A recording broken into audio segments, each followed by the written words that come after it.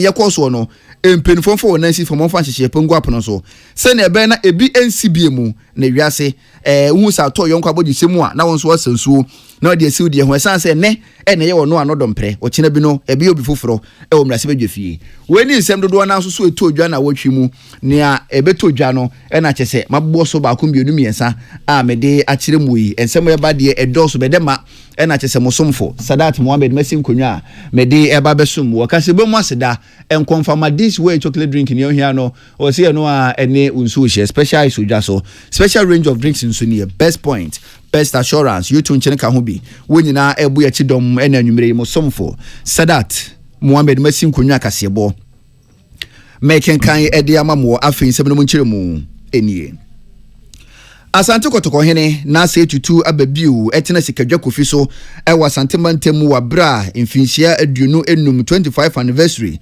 wo hye ho fa no eno de nhyehyɛ bi gu apono so na wo kyerem se okopie mu ewo konfa no kye aban aresabia ne fa bi kyese akyere popo pansiesie nso nhyedan koso ewo ho na moa ema yarehwe emfa no tuma pamfa mfira ewo konfa no kye aban aresabia ntina na nkasa boa ye kyese obobo sika no be $10 million a kyese okopie mu ewo konfa no kye aban Sabia nsisi ekoso ho no semani ensese e ka kire na mpenifo so de hia nko a aya na akwadwane ne saye sunta Asante kotoko hene na se tutu ababio no ankasa simu pam eko konfa no cha aban Sabia kokko hwehuni se ensese ekoso e Sabia ne fa bi no pempenso ben na akwakoduro na probo na kire no ena otumfo hia hene na professor wa hene babu ache agye wo ahene wotoso mienu woni central focus na wo kirim se ne okoko hu ye no kyese wonani agye ho papa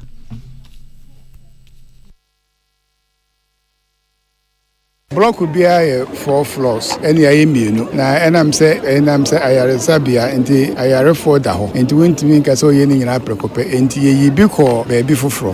Ma esro ho da ho ayetimi ayesro enti wo mom wo fom no.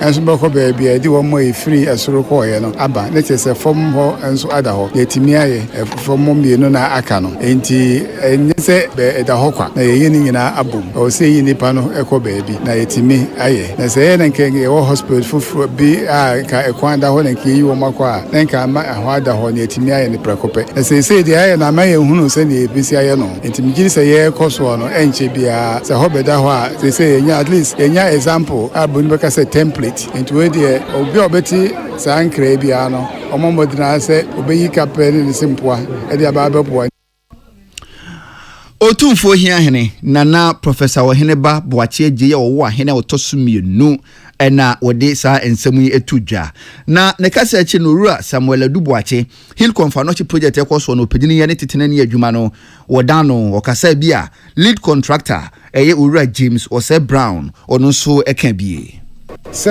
otumfo enimu a minyi ni senka sa project ye betimi aye na se ne mo amunim no in about afe otumfo abaham prebe miensa asenan a kire wo se ne nani sidi sa project ye chi obi bia wa support yen empaibo mu sika famu yedamase ba adwuma no de aka ene doso ti ye se ye $10 million ye koye ne na project no na scope no expand but munkai se edi infinsia porpori edoso ansa na renovation bi say ekoso nti bibi bia ye de ko ho no one of the things I'm technical guys ne can say chairman so one passes can yenya na say one block when betimi aye na ye ni year yemfanya sa one block but ye gidi ye say aban beboa ye gidi ye say ankran beboa omunyina beba am yetimi aye den aye Konfanoche. We all have a desire to do something for Konfanoche, but it's one thing donating money, it's another thing your money being put to good use. So when Nana initiated that, we felt that this is a good move. So let us support.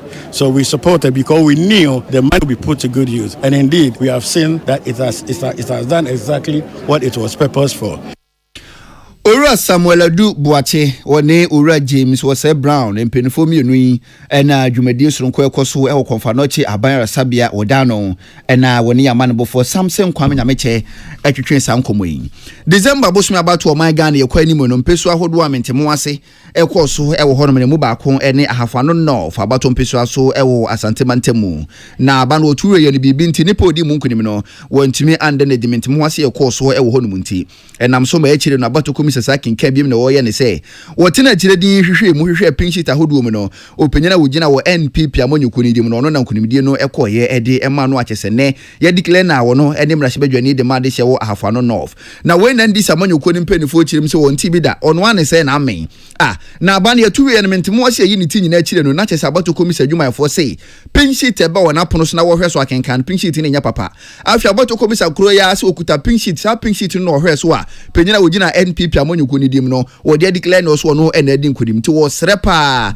sɛ baabi abato komisa nya sa pink sheet na wɔde declare yɛ sɛ panyina wogina NPP amonyuko ni dim no wɔde na wɔdi nkodim no wɔmbra na wɔmbɛma kyirim wogina so srɛ NDC amonyuko ni mpanifo sɛ ne yɛkɔ so no ɛma wɔn tena se nyɛhwɛ ha wɔn fa wɔn nansi fo manya sa wɔn se kan ɛna abato komisa wɔdi gya nankan the best verdict na electoral commission o ka kire say only pink sheet no wetima ko gina baabi kokom baabi akọ declare resource e de ama obi a afa no fa form tumi ama no ye chance din ni adwene ho a ene ye tirimu a emfa nti aye din sa na ye party mpanifo say omu nyina amra mu no mo meka ma periperi yenye den enye adwuma court nsise de ni mu bebre de but nipa na ma wa ma de a so obetimi kade opese wo ka go wa ma no de in fact party man tin sa akra na aya arewosem 4 times o mako ina esi okoye wama ti wo momoye ne yensanka yisiti abana de obi wa hafa no of nyina nim se abana ko se du se na wene ko police station wa hafa no of po a na MPP for police station kra no ne nyina ya wene nti ebesra ya party mpanimfo se so mo tra ho no mo ye din na e power na so mo fi se bi ya 2 test na wienti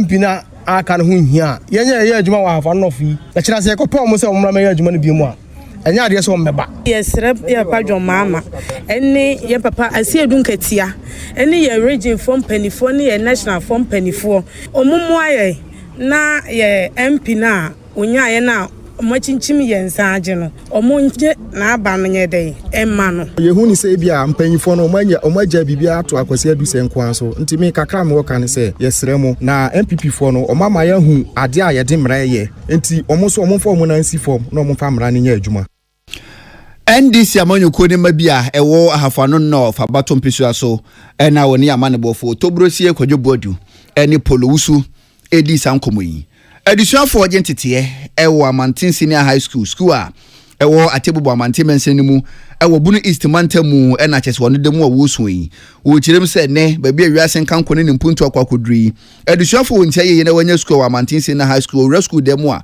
woni akonwa tena so enti ye form na chese wote a wo agentete ne beden na aboa ama adisuani ade kire atumi afa ne ntoma padi efira Peace FM kasebo ya so ti sa asemu ya ntena fa akona chese kopie mu ewo school mu ye hunu se ampa ne adisuafo no wo mo kanu nukre wum school dan a adankora poli be ye insia ene wo mu ampinifo efira ase ne nya de wotimi awie na school dan dodo na aka no so de nkonya wum na so enya de a edos wo school yi for adisuafo 2562 na so akonya wo school no nyina no 700 entu re school dem wo ampinifo no mpo nya nkonya ntena so na mpese fon wan for waba na wo de obe den na wonya akonya atena so na ne yakwaso no na kyese eya asefemtie pese penya oda school no so headmaster ye ne betwetwe nkomo na so ye boni pumu bia opanyini ye se de bibi nti wontimi ene ye ndi nkomo na so aboa no kanto kwa ne hwede ene ode gie nti no adusuafo foforo wako school ye bi pese woni ye bekasa na ememu na kosem o kire mu sei Nyanyema biti se inkonya, classroom, dormitory, inso,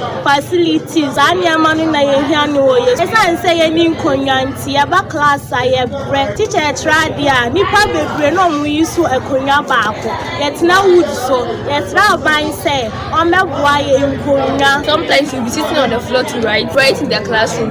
We are facing a lot. Even in classroom, you see that students will put books on their laps to write. In all that, we need support of the government to come and help us. On behalf of that, even if we come to the classroom, the classrooms that we are living in, it's not enough for us. Because of that, we see that the students, our preparation are just going high. So please, we need government to come and help us. We are facing many challenges, but the more important challenges is the lack of accommodation and the lack of toilet facilities. Adisuafo bi ninie na wosa kire mu se aduane ye noa ede ma won skum honum soso ne nyaade esani ene aduane de wanu mu asese kodua wonte ne de afi sukuma bi ene wo ye dan ene asa aduane na mewo afi su ba bi obetina de dan ne ho woni bi enti amangu duase ena che se oje aduane no a na wakwa kwatena ase enyi nyina no emmoa eni ti ogina so a wo sire mpanifo mo a As for me, the food is not taste for us. It's not taste. It's no too much for us. Too small. Chop this food. It won't reach you. Chop this food up to the evening time. Can't sit at one place to learn. We don't have more food. No tables. We are suffering. But when we come to eat, we'll be just standing. We don't know where we'll get food. So they didn't give us bread, sugar, and the rest. So some of us we like eating too much. So we sit around 12 to 40. That time we'll be weak. We can't learn again. So we don't have money. Why are we going to use to buy them? Sometimes if you're coming to eat the food, we are no hope because the food is not sweet. And the food too, if we are eventually the porridge, the Tom Brown, if you are eating no sugar, no blood. So we need more food. And from one additional for any no sugar, no blood. And I just what this answer me a two jack. Kwabramanu and Oboabo Manboyanwa or the Ebesumo Yang. Nimont Ghana, you may dear soon could be a woody, ewo Sunyane. Any Kumase quantum point in Patemuho, what to the Hafano project. You may dear into Natchez one them Kumase, any Sunyan quantum points or traffic, Natchez a was papa.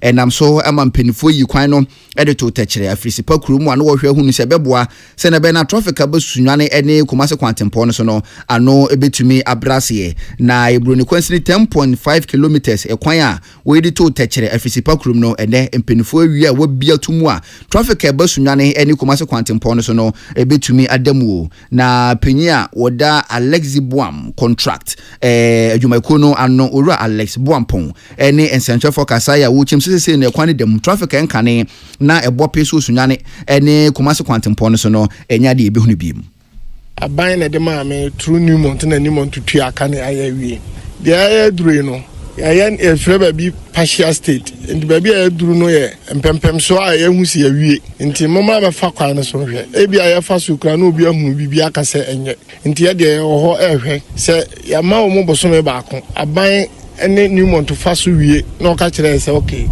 ne mo fa ye ni nyina ya ne hand over ye da mo de aduru ye de ama Ghana aban ye de ahye mo nsa ye de ama Ghana Highways Authority.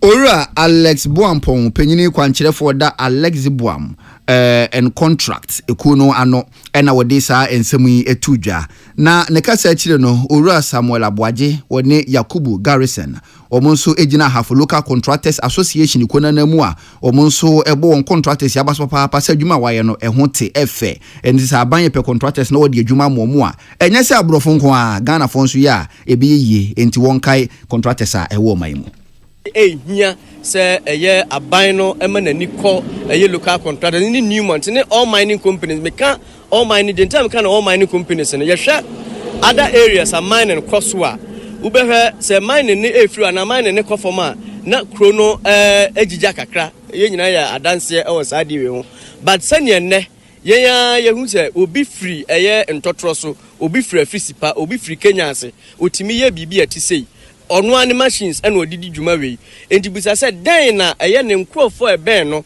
ebe o makono se ombekwa akwa galamsi enti we nyina ekwan ebetimi afaso a ye de beboa se ye yi galamsi ya ede e de afiri ho isan se nkrofo ebe no nyina no otimi fa o madwuma.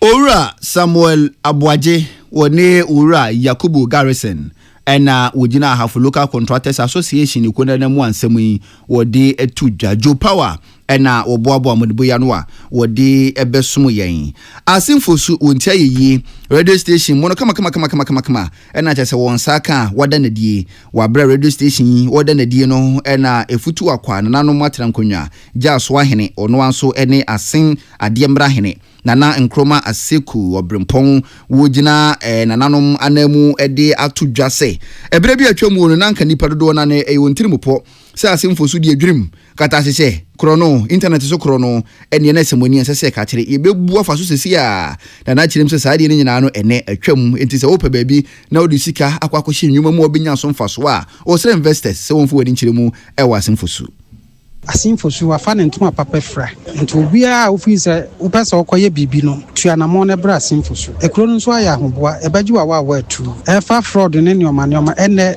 eni hobi obia ya na dwen so obeya dwuma pesika ne de akyekire kro no ebra so se nipa na onomwo adwen bi se fosu nye kura ese nipa mpo kwatram na abobra no atwam saa brebo bi ebetwam ana nipa bi start se omobo no ene oba fosu ente saa bio efise na hoho mpo ene kro no omo kyekira mayen Nana Nkrumah Aseku Obrempong asen ademra hene ono anso ene efutu akwanana no matera nkonwa jaso ahene ena wode ensemu etu dwane kwakura mu no nana essence ntwerefo sensemi beto wapono so a ansa na obeka no hwe na yemu hwehwemu ansa na ebe na watimi waka bibia no enkonko famba se oya som treni na ukonyo obi station na oya juma ayakwanya no wanya ayakwanya obi okura wotife bia na onimadwuma ne yesene wa woti stadium enti no nkyerɛ sɛ wanya akonya no wodi bedi dipani bi atem de ɛsɛ woyɛ ne sɛ wobɔ dawura ɛsɛ fata ɛde asomdwe bɛba na amakuro no atumpon akɔnanim na nya sɛ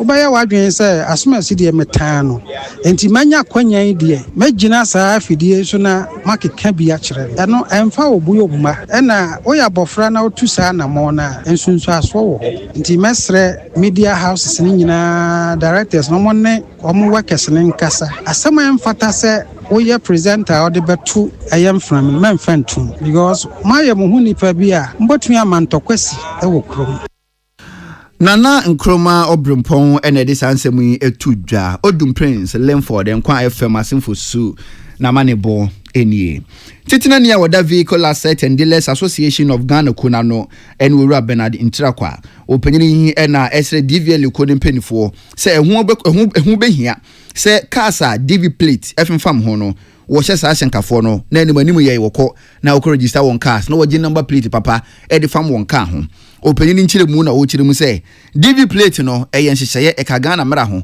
so wo hyenkani wunya wo car DV plate no utim gibi na wo de fam wo ka ho na DV plate na nka waja fam wo ka ho abroso a no e ya afi achire no e wo hye car no wo na wo register na so ne wonam kwa ho a obi atwini car sa be yemfinhia 9 finhia num na so DV plate ba ko ya ene bo ho opanyi kirem se nya bone nkemo o my Ghana sika de na so emra dan ho abro mra so no nko ade nipo na otekari mu no watomra na ntino se amanfo no so benya adwen foforo na wasesa DV plate no a DVL phone na yese wo hye wo mo na watimi kokko register won cars ekwo mpenfo kirem se wo ma DVL phone na wotwe se na wotwe ni twam na cars dodo na anam kwa so na chese ye DV plate na bo ho a ene DVL phone ebete wonka Emrana LI 2180 no echiremu pefe se untumi use plate no enfan kwa asifufuru enu nti na emra no ehye okete se by December 31st na wo no manewu enti expect se ade ma o man no revenue na sama DBL na revenue no esi dey na ye discount kotono kwa esa koye problem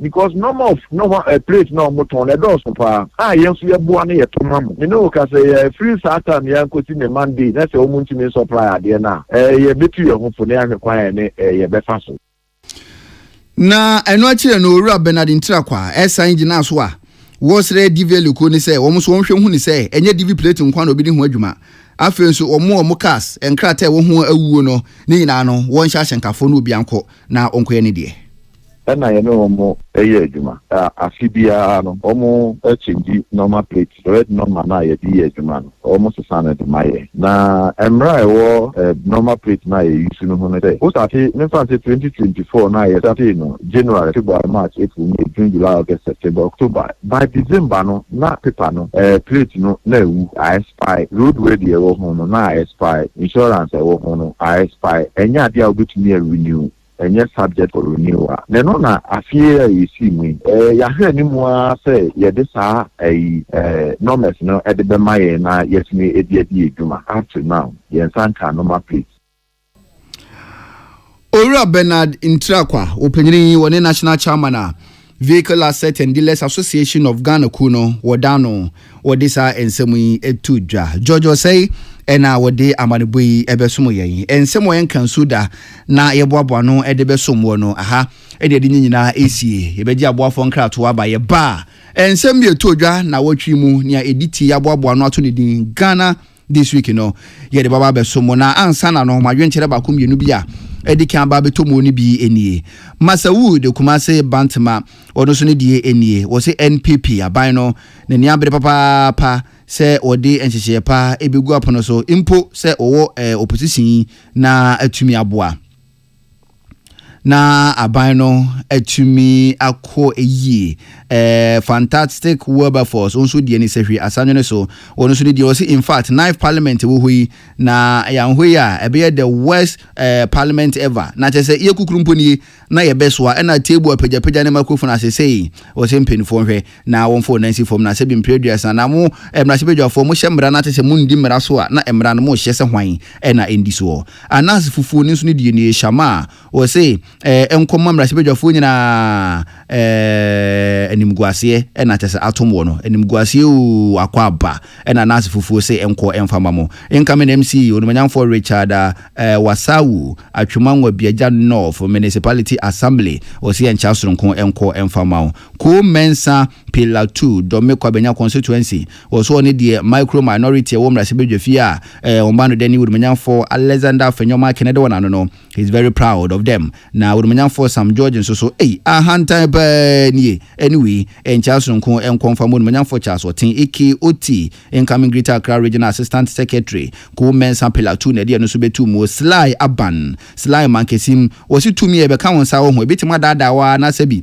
waye nyaachum ene ode no so ebetu mu na nana akuamu aboate no so ne die nie Ablekuma Central wosi good evening man sadat mejo so fantastic news loud inside and soma na sorry da ho special greetings enkoma Professor Chris Entry Deputy Director of IDL Kwame Nkrumah University of Science and Technology nana akuamu aboate na Ablekuma Central ode ode betu mu eno no Masawood ode no mesa hwembiem na masa kenkan foforo ede ama fantastic makenkan ode ba ko ewo soro hodom dada ankoma K Foster ofuase ayrebi achimasa chimbie ni wo se ne yekoso mra se bedwafie no yare ho sempo pa na eyanimguase nso ede ma o my Ghana kabima minkabi no no de mra se bedwafie chame no woni ne ya adwempo pa sense san ode ba ya dum koma ne so nkuku apai no sa ensesa na wo ka ho asem no ebeboa enintine enye dwuma na ankoma Foster enso ede ebetu mu na nakwa mo makenkan ode dada Daniel Kwakuni patete wutu breku wo so wo hweka se bo no Facebook no so live wutu breku encha sonko enko informa sister Dina Tamaklo that small foundation and ode no so eso so been blessed man said that mejo so papa se hwe bench ma wo si in fact o my Ghana ye wo kwantwapo pa encha enkoma Dr. Alex Ampaben daddy Japan retired agricultural officer odi for kwabanaje mai wo so nyina no ewo Kumase na ncha sonko ye nkonfamo mo ana ne Samuel kunsu kojo krom se Ghana aye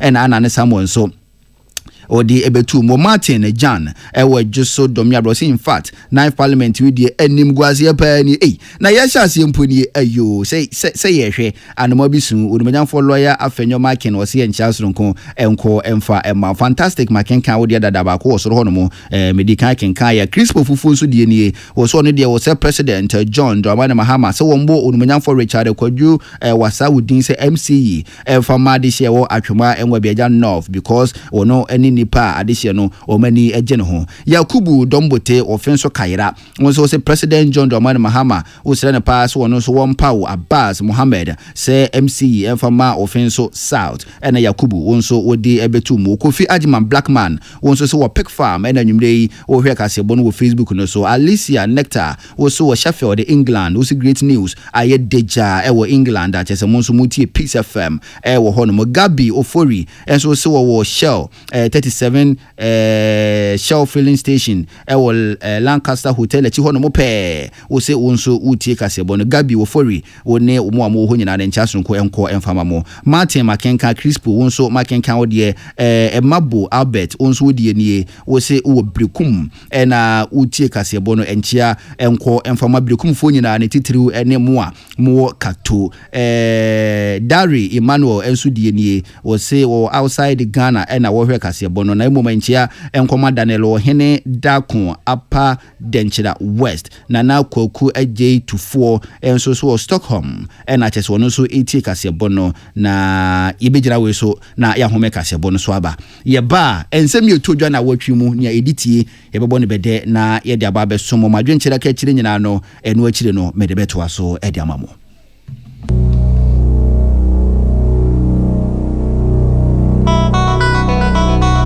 Point savings and loans to scheme no boama ejumaifu siesi kakra edinya dwetire kese e wo dada anana wo twese kese adwumedie mu ye adwumayfo a yatete omo beba abeji osika no asemde ne say susu a wotunti wutimi gibosia mo ho prensa ensi ho ne wo fom na eye kokokra se obenya bosia free yen ho koyen branch bia ben wo na kwaje wo de Best Point Savings and Loans, your dream, our business. Best Point Savings and Loans. Tune it in, turn it up, Peace FM, and rip off the knobs.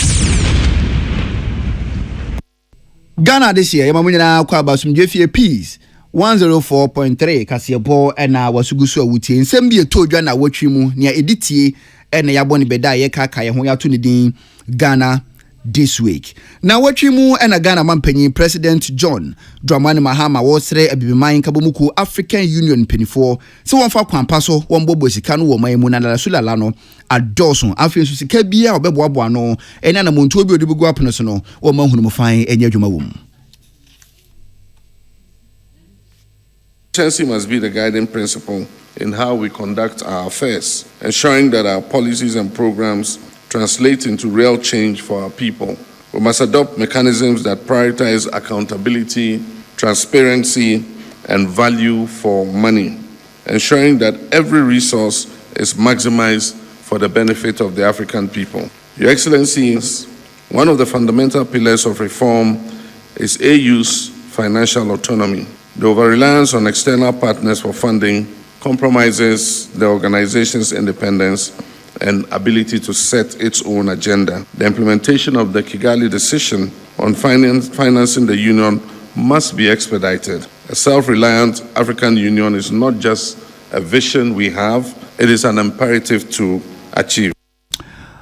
President John Dramani Mahama na Wachimu odi sa ensemu etudwa salamati kuko pentel ena bobo amaniboyi ano na wachukro ya mu no President John Dramani Mahama nsira hwe odi hye so ewo mai Kenya mu na wana hinkro Nairobi na wo firi hokoko pie mu ewo Angola mu no odi nyina bawie ya wo san bi pie mu ewo wo mai Ghana mu bi mu Ura Felix Ofosu Kwache ene Central Focusai. The tour began with a brief stopover in Angola, where President Mahama engaged his Angolan counterparts, held some bilateral discussions which revolved around ways that could be explored to deepen the already very healthy ties between Ghana and Angola and explore areas of mutual cooperation for the economic benefits of both nations. It was a brief visit, just a couple of hours.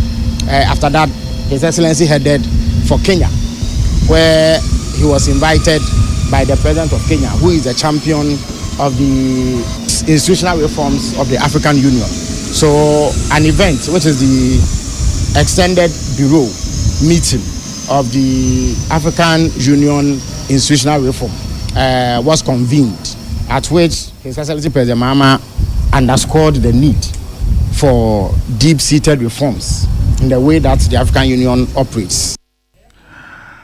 Ora Felix Ofosu Kwache ena na Wachimu wode sansemu yi etudwa salamatu kuko pentel ena wode amaneboyi ebesomo yen na Wachimu ena President John Dramani Mahama wode tudwa se wona wonsaka tumikrata na enunti otimi bowura kwaye biamu ekotofuma agudi no behwe hunu se tumikrata no de dodo na no obetwam. And we urge them to continue. Honorable Kofi Amabuwa, as Minister for Lands and Natural Resources, you'll be charged with the duty of safeguarding the environment from marauding galamseyers and managing our natural resources effectively. Let me take this opportunity to state that it shall be the policy of this government to ban the issuance of leases for mining in all forest reserves. We shall also move promptly to revoke all leases issued for the same purpose under the previous government. Ghana Mampenny President John Dramani Mahama na Wachimu wode sa ensemu etudwa na Wachimu ena bejeko behwe hunu se Ghana ya mamra constitution no obehwehwem ne enye woyi afirimu na ne eyen so no wode aka ho no sa bejeko no President John Dramani Mahama ema wodi nsida wonade awundwumadi ebifrase o Mampenny ne kasem na wochirim se beyan finsie duasani ena Ghana ya mamra constitution awawa yen na kabima mkabi abo ekiredom na emu mabraso sense mapa ekosu wo mti wona ye de adwuma ne hye wonsa no wonhwe hunu se obeye adwuma so a Ghana fa koma ebeto wonyem.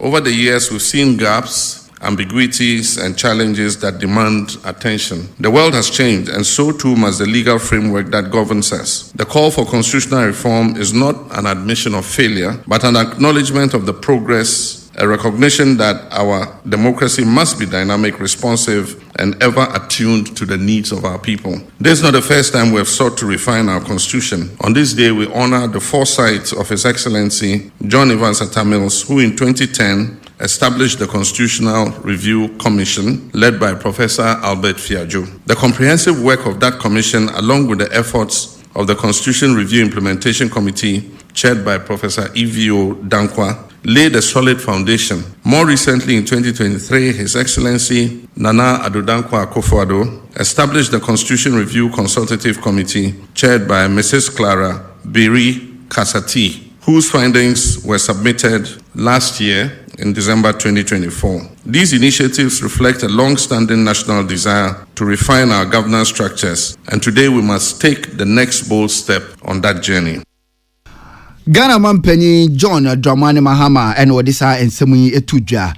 Na nekasa achire no Attorney General Dr. Dominic Ayini. Esu kasaya wuchem se Juma Ghana yede ahye wonsa no obesom na waye niye.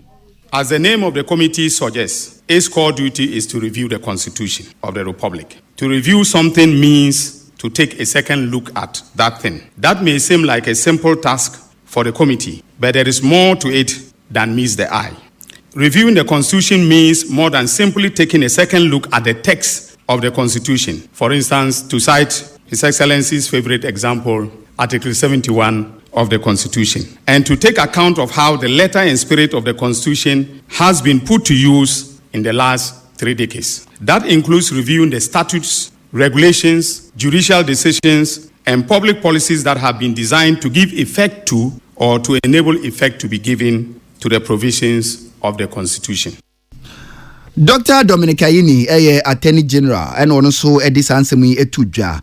Professor Henry Kwesi Prempe, Abedjekwe Babehwe hu ni so my Ghana Mambra Constitutional Review wana sense ebekosu omnupenini ena wadawana no. Ono so kasebi.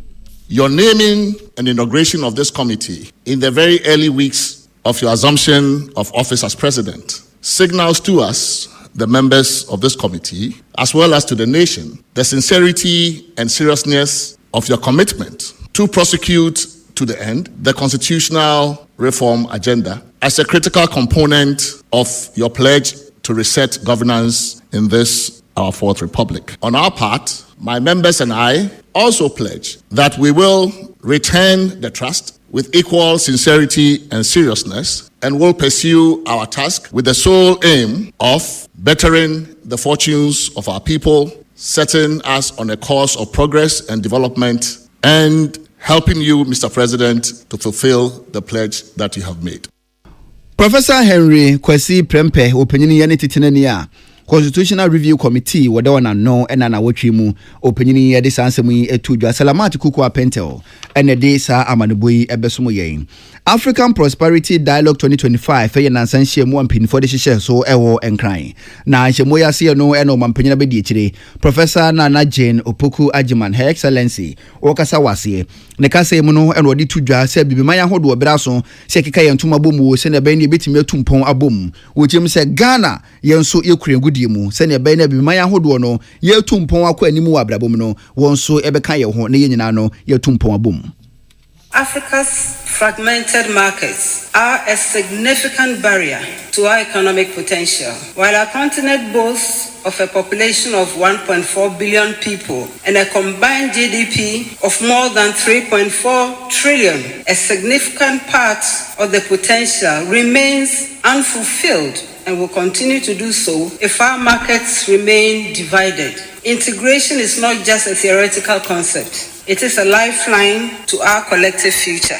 By breaking down barriers and creating a single market, we can unlock immense opportunities, create jobs for our youth. We can also, by so doing, lift millions out of poverty. Ghana Mampenyi abedi ekyire Her Excellency Professor Nana Jane Opoku Ajiman ena wodi sansemu etudwa na wotwi emu enhyamu sunku bi akoso ewo man Nigeria mo wohwe hu ni se won kabi mamin kabi no obedi hu nkomo na atumi agina brane na wotonsa edi friend kane Ghana mampanya be di chire Dr. Alhaji Mahmood Baumia emode na nimonyam kopie mu ewo dwumadi ase bi ne ka se no di tudwo se kame menka bi na betima gina brane a enya abato a yato awie ne se ye kenkan ene se yakwa koyo mampanyini ene didi da kame menka bi ho komo da bi ewo se timamufo ti kame menka bi ase na wotu ho anamo afi nso akanifo ye kopa wo mo no eso mo so ti kame menka bi ase no won so di adwuma ekoba sa de kame menka bi a ye bo ho de wuro na yetu ho anamo no ye beduru ho se bibifo.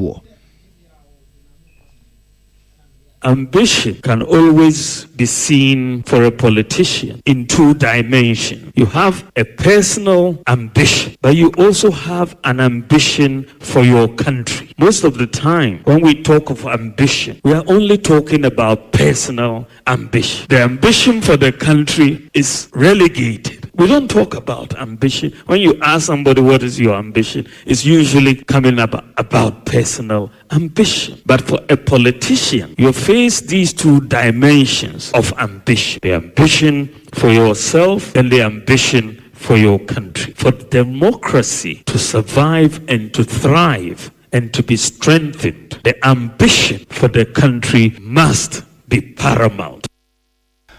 Enkane Ghana mampanyin abedi chire Dr. Alhaji Mahmood Baumia ana wadi sa ensemu itu dwa na wotwen emu na emrasebedwefie wasetena mu no na sese no empenifo a President John Dramani Mahama wabo wondi no just a vetting committee gusu a wototo na no sa na wotwi mu ena opanyin ba kwa na wokakopie mu e wo committee nanim no empenifo a ebo na chi dom mu ba kwa wo hwe chiri say empenyin kwanchere for Petroleum Commission Maame Victoria Emefa Hardcastle tese one ura Frank Anodompre mentemo ase kakra eyi diti ewo mpenifo mienu nteme ne maame ena tese video ahodo yetwa guru na tese wo kasa wo mane ensem wo kaaye no ena ura Frank Anodompre chirim se debi maame kasa no amfa kwamu wankasa yi enu nti no okokopie mu ewo mrasebadwefie floor of parliament wodo to mrasebadwefie chiam yanim se kwan a odumanyamfo Victoria Emefa Hardcastle wone ne kasa no entweyi ne yanim tiabuo edi mrasebadwefie enti won to nsan fanfra maame obepie mu privileges committee anim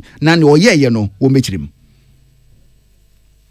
Not taking any action. People think they can subject Parliament and turn Parliament into a punching bag. This is unfortunate. And I'm told she's a lawyer.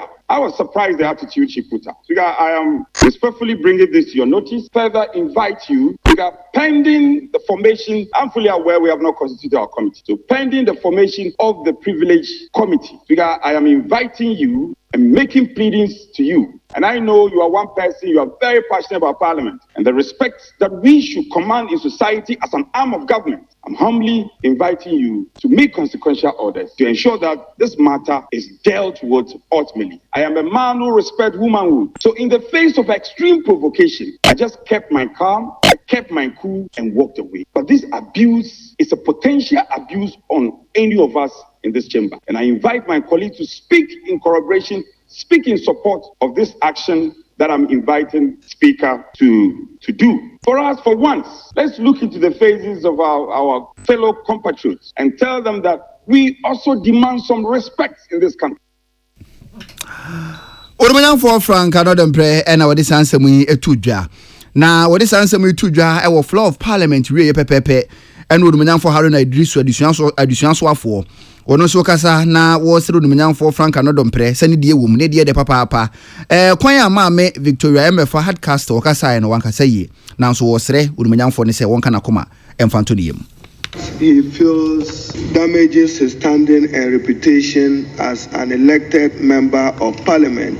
Mr. Speaker, as I listen to him, we only can appeal to him that we share what the Honorable Member for Damangu said, that this House must stand united, indeed unanimous, in condemning the conduct and in demanding an apology and a retraction of it, but to persuade our colleague not to pursue further, wanting this matter resolved at the Privileges Committee. Mr. Speaker, the mention of it even on the floor of this House will send some warning to the public and non-members of this House that the Parliament of Ghana is clothed with both penal and disciplinary powers vested in it by virtue of Article 122 of the 1992 Constitution.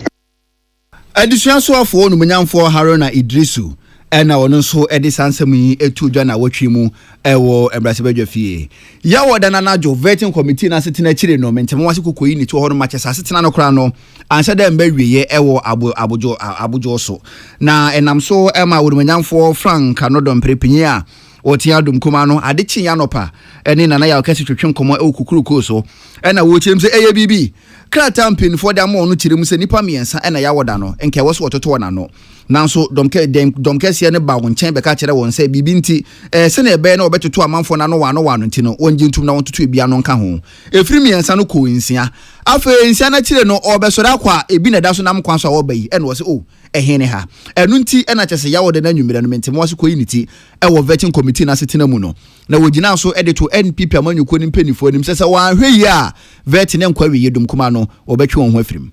Some of our security measures are may control the number of people who are allowed the vetting venue. Therefore, your business as usual, yeah. And you're vetting about to and that's what I see. Clark to committee, no, or the proposal, but say, young vetting nipa edu,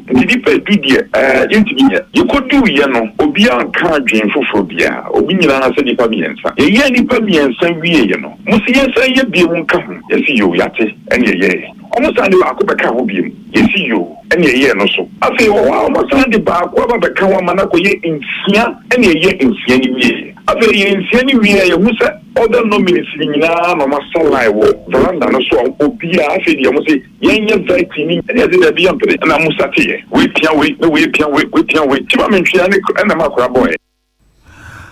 Onomanyamfo Frank Anodom Prince wo modu agye Embrasibedwa ni opanyini ɛna wɔtia dum kuma no ɛna wɔde sansɛm yi etudwa na brekro na nso so no na bia East Embrasibedwa ni Onomanyamfo Richard Champon na wɔkasa wɔ Nit FM Ghana muntie dwumadie so wabra Magjerry wɔ sɛ na wɔtia dwam ɛna Onomanyamfo yi kyirim sɛ ne yɛ course wɔ no de ɛntwa yie Parliament appointed committee and it's very, very unfortunate that honorable members of Parliament they be able to this extent. It doesn't matter what to vote because many of them are in leadership. It is a Ukraine cost of not money opinion.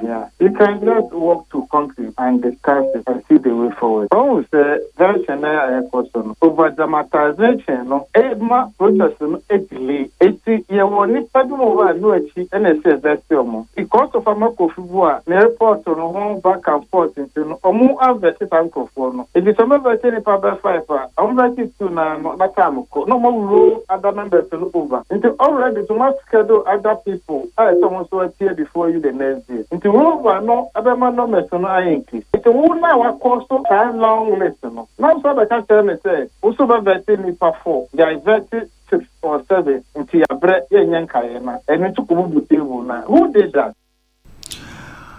Onomanyamfo Richard Osei Agyeman opanyini ɛyɛ bia East Embrasibedwa ni ɛna wɔde sansɛm yi tudwa wɔ Nit FM Ghana muntie dwumadie so wabra Magjerry Osei Agyeman na wɔte adwam na ɛno akyire no ɛna domkuma no ba no dani Onomanyamfo Alexander Afenyo Akan wɔno so kase akyire mu sɛ dom kɛse na adwenya wɔn sɛ wɔdɔɔso ento betima popo nani akyire domkuma no a ɛne wunja yɛ sanse ɛnya da domkuma no vetin ɛkɔso no bɛka so wɔtwe ho afiri mu nnɛ anaso wɔkyena wɔne dom kɛse ne twea ma na tete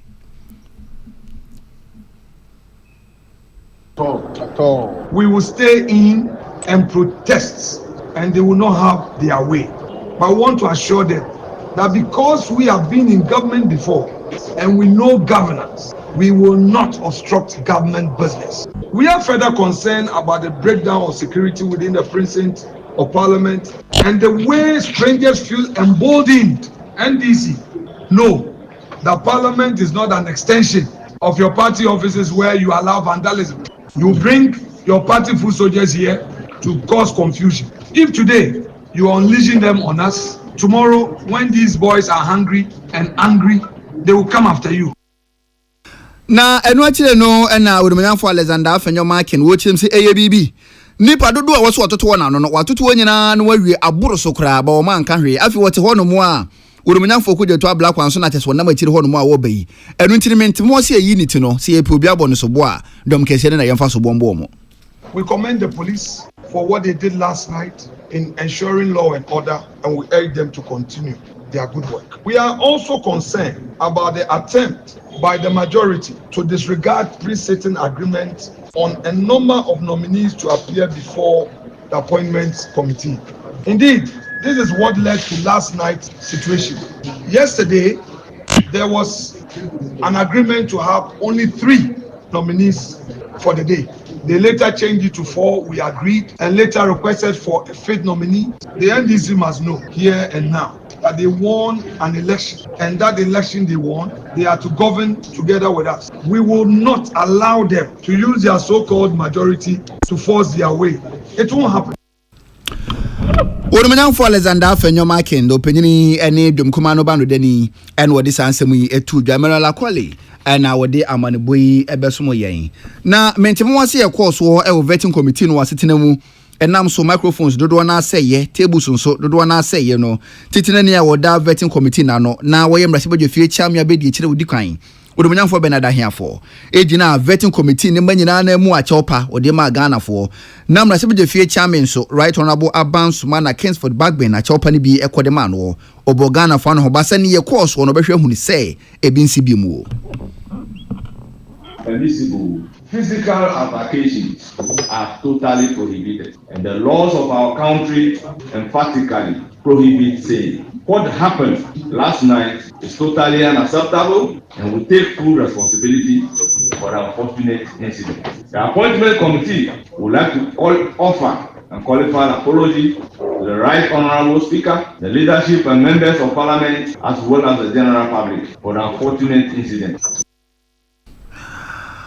Oromanyam for Bernard and here for vetting committee a water to penny for Ghana Mampany Ura John Dramani Mahama Abu Dino and say what this answer me a 2 John and the Cassia Chireno Dumkumano Bano Denny would mean for Alexander Fenyo Akan Suchiri Muse Ghana from Fanche na enyeni ope and in a nano anajo a CEO vetting committee na sitinamuno. Cooperating with government to form its cabinet and to get all appointments through.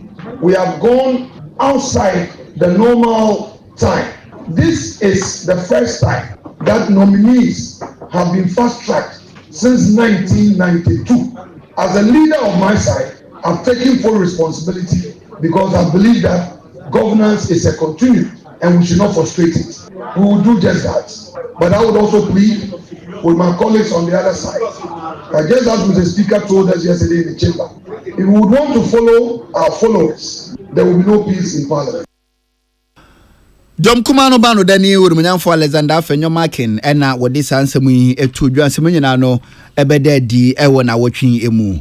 Na watchu kroya mu and Ura Oliver Bakavama won and Sano Ekoyi Nichro.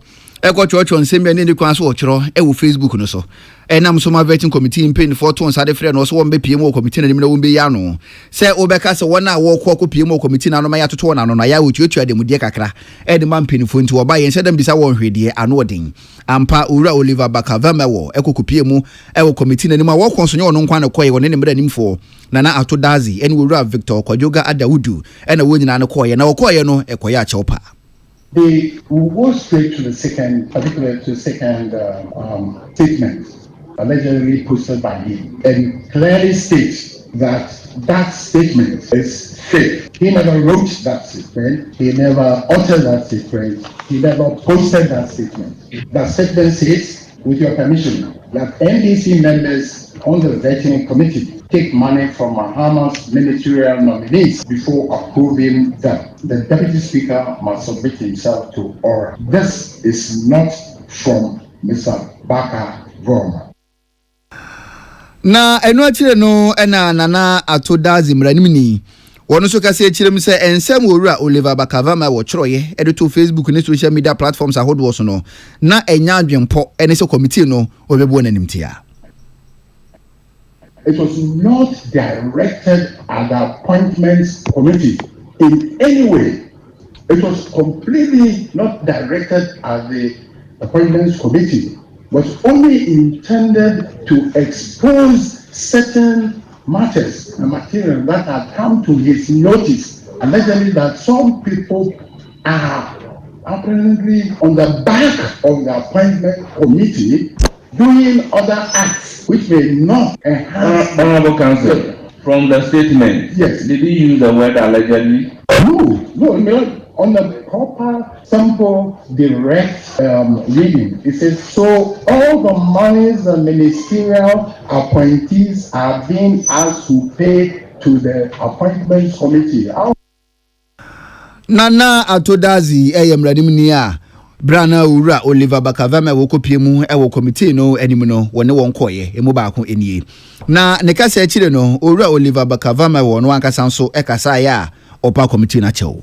That my post was not intended to disparage members of the committee, and I have not intended to say that members of this committee have received or demanded bribes from various individuals. At no point was my statement intended to communicate same. And for those reasons, I apologize. Mr. Chair, the reason why I have left the post on and not deleted it, in fact, I did contemplate it, was because I saw that the words had been twisted and that it became imperative on me that I maintain the post in its original form. That if I was questioned on it, reference can be made to be able to verify it. This is the reason why it wasn't deleted. So now that it's been resolved, will you want to pull it down? Mr. Chair, I am happy to. As the conversation has generated, as indicated, and the clarity has been brought to it, I'm happy to. Joe, you are hereby advised to also do a disclaimer of what you claim you are not responsible.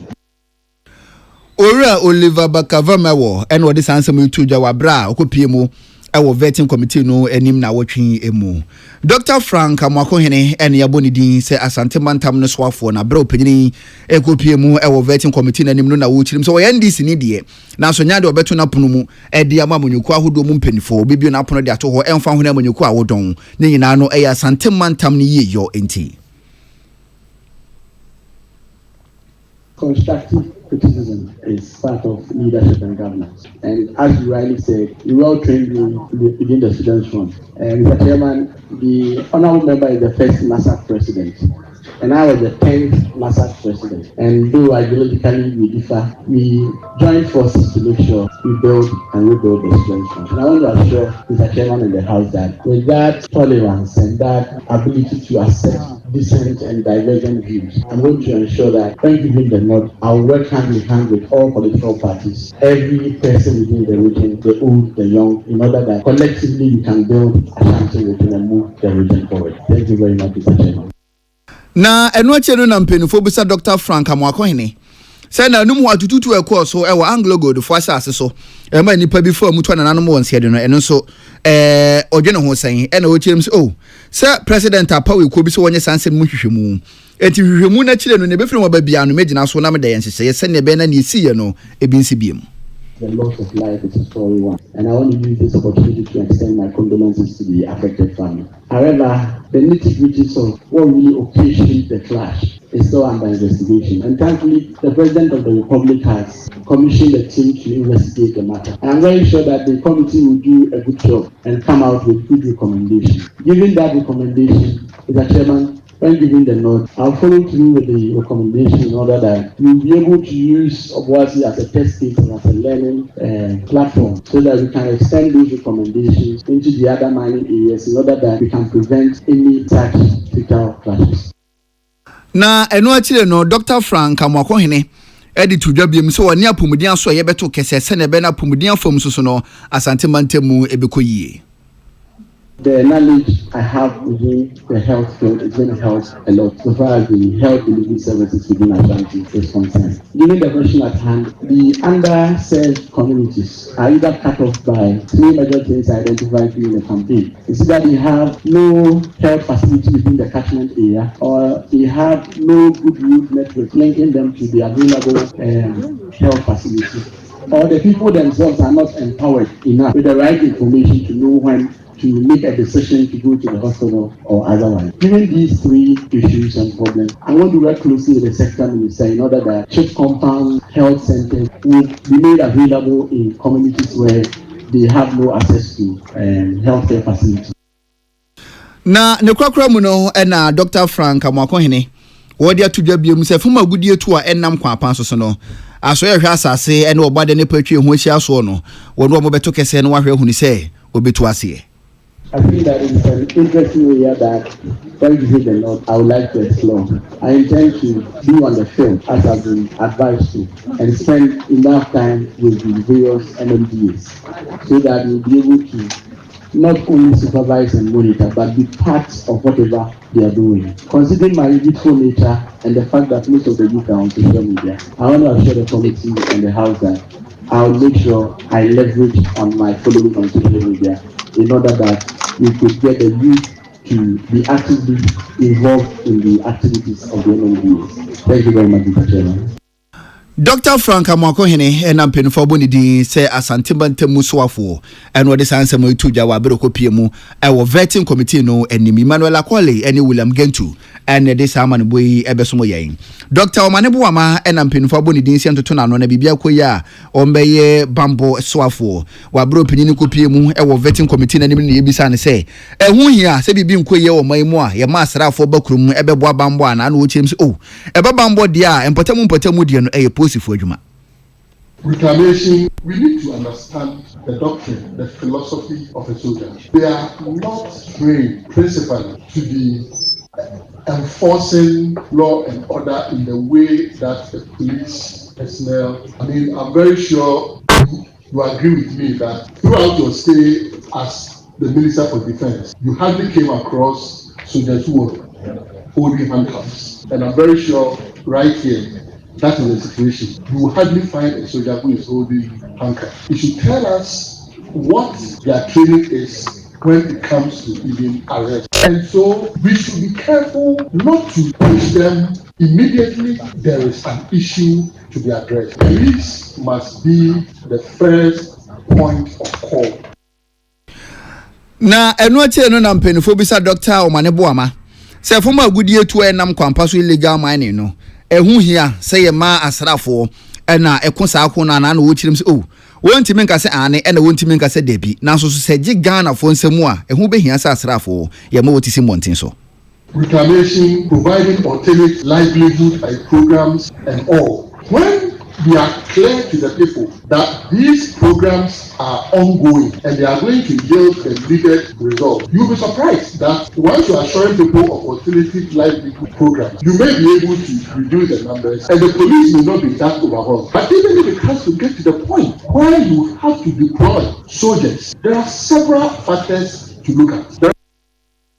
Na ne kwakra mu no na mpenifo busa Dr. Omanebuama se berebi atwa mu no o kae se abato komisa oye bias ene otamanyuko bi achi adwuma no krampo nim nani so ene komisa kuro ya na akenkan abaje de ama NDC nya wo kae no wo twesan anaso gina babi ogina ero no manyamfo achire mu se babi amagina no eho na megina na wo chirem. People were transferred from their polling stations to different regions, not even within the same region, without they appearing to transfer. Bias, there were several times that we raised issues that we felt could have easily been addressed. And sometimes, as I watched after December 7th, people struggling over seats, I said, look, if the Electoral Commission had listened to us and had dealt with the 3 pink sheets that were floating, we may not have had these issues on our hands. Dr. Omanebuama ena wode sa ensemu etuja wa bra okopiemu ewo vetting committee no enim Emmanuel Aquale ene William Gentu na wotwim wode amaneboyi ebesomo yen na owura Sam na te George na mpenufo bonidin se bibia koya enkrato aso ye no wonda no no pinini so na wotwim ekokopiemu ewo vetting committee no enim na ensem sei ene wode tuja. The honourable member has just admitted the failings of the past government over the last 8 years, but we will fix it. President Mahama is here to reset the country, and in resetting it, we'll fix it. Fixing 3G, 4G, and rolling out 5G are not mutually exclusive. With the right handsets, skill sets, and the persons in charge, you can do all of those at the same time. We will make sure that 3G and 4G penetration gets to all the hamlets and villages you've spoken about, and at the same time, roll out 5G. We will do it. It is possible to reset Ghana.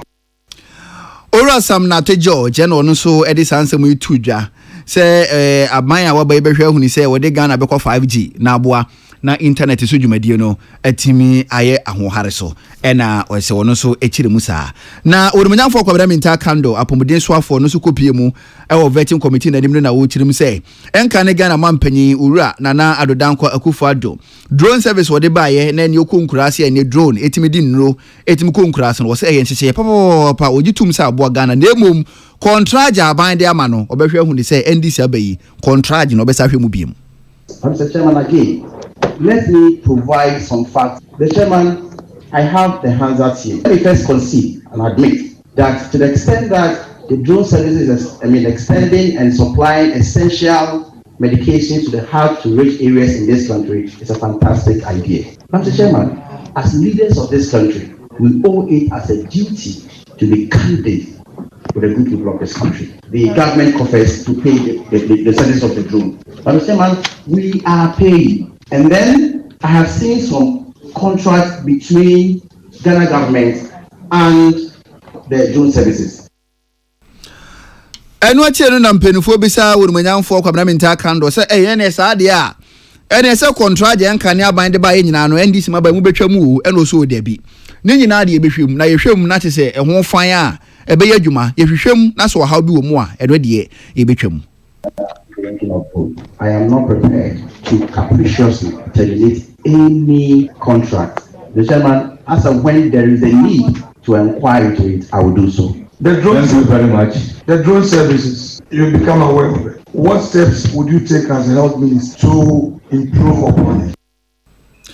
Na ne kwakra mu no ena mpenufo bisa worumanyamfo Parliamentary Security se sa bere ye obeya pomuden so afoi edi anhyehyɛ pa na obetimi de ato apono so a wɔkine bi no se woni hɔ no mo ye de beka ne se NDC amamuo mu ana worumanyamfo Parliamentary Security ye osoafo no sei ena wode baaye ena wo chirim se ade ba ko de wona koma so pa ne se apomuden die ebeye kwa ewo mayemu. Per our manifesto, we have promised free primary health care, and we are going to ensure that primary health care is free. The Chairman, we have also promised that we are going to establish a fund called Mahama Care. No members, let's have some order to listen to the answer. Again, we have promised in our manifesto to establish a fund called Mahama Care Fund to take care of chronic diseases. The Chairman, it is our determination to make sure that Ghana becomes pharmaceutical hub. Thank you. Honorable nominee.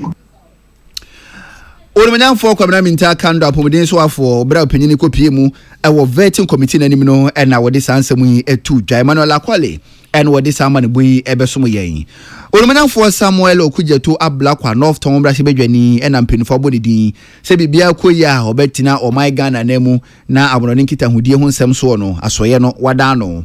Operation Recover All Lutiku no so opanyini na da wana no setetenani wa bra opanyini kopie mu vetting committee nanim na wo chirim se na ho pa so yetetenani edema Operation Recover All Loot Oracle no na wo modern bonti no adan bako aduo no ye Ghana dia no ene wetimagye dia ma Ghana enye sanka nipa bi dwire gu asase no na wafa.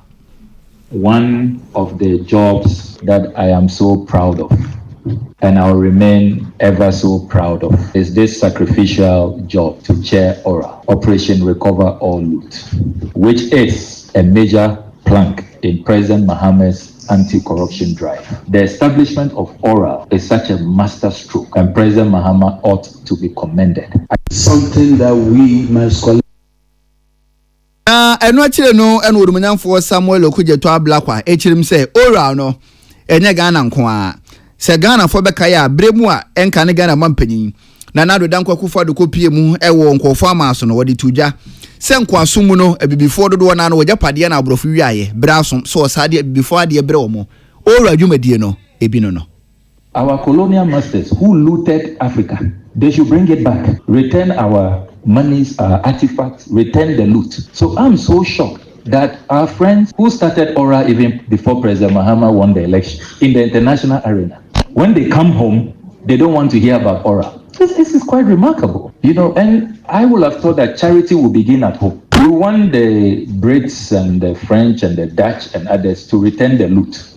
But back home, you want looters to go scot-free. Orumanyamfo Samuel Okudjeto Ablakwa and what this answer me to Jawabra Okokopie mu vetting committee no enim.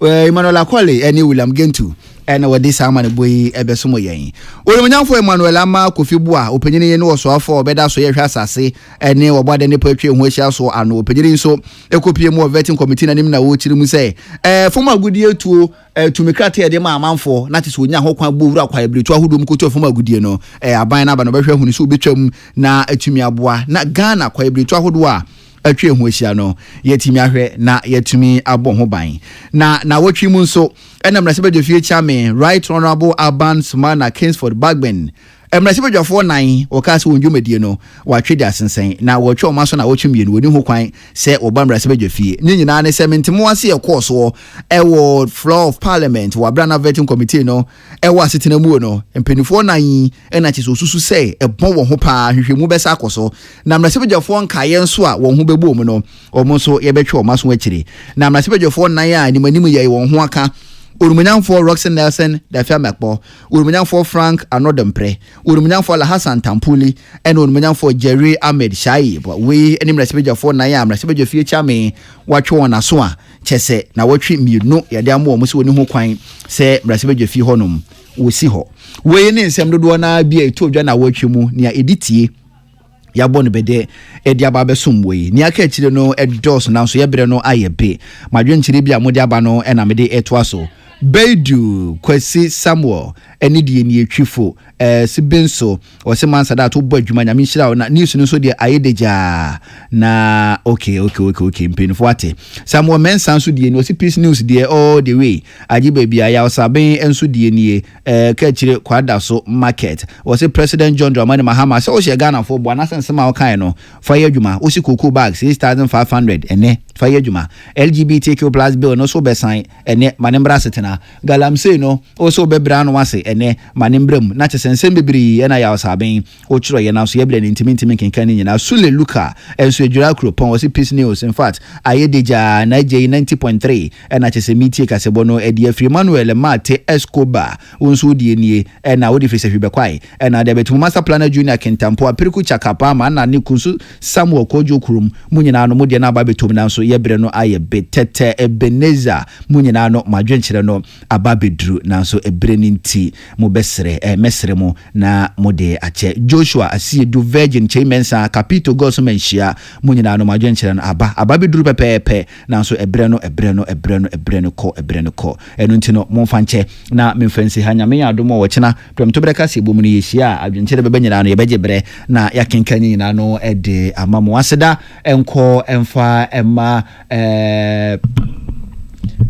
Clinton akosia mwako